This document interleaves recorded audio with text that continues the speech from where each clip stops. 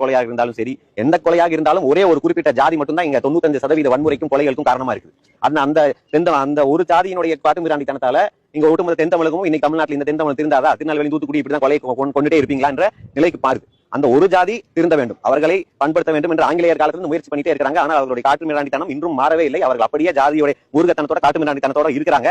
அதனால இதை காவல்துறை கட்டுப்படுத்தணும். மருத்துவர் கிருஷ்ணசாமி சக்கிலிய சமூகம், அவருடைய மனைவி மலையாளி, அவருடைய மக மலையாளத்துலங்க, அவருடைய மக மலையாளிக்கு பெண்ணு கொடுத்திருக்க, உன் மருமக குஜராத்தி.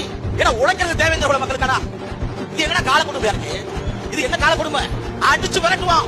இந்த மண்ணில் தேவேந்திர குல வேளாளர் சமுதாயம் நாம் தமிழர் கட்சியை கரமாக நின்று தூணாக நின்று போராடுவோம். எங்க அண்ணனுடைய கெண்டக்கால் மயில கூட கொடுக்க முடியாது. கெண்டக்கால் மயில கூட என்ன செய்ய முடியும்? இன்னைக்கு ஆயிரக்கணக்கான பேர் மண்ணில் நிற்கிறான். உன்னால என்ன செய்ய முடிச்சு? தேவேந்திர குல வேளாளர் என்ற பட்டியல் வெளியேற்றத்தை மரவன் கையில் இருக்கும்போது, இந்த கோனார் கையில் இருக்கும்போது, பேர்கள் இருக்கும்போது, கோபன் இருக்கும்போது, நீ யாரா இந்த ஒண்ணுல இடையில வர? நீ யாரா? நீ யாரு? நீ ஒரு சாதி வெறி பிடிச்ச நாய்.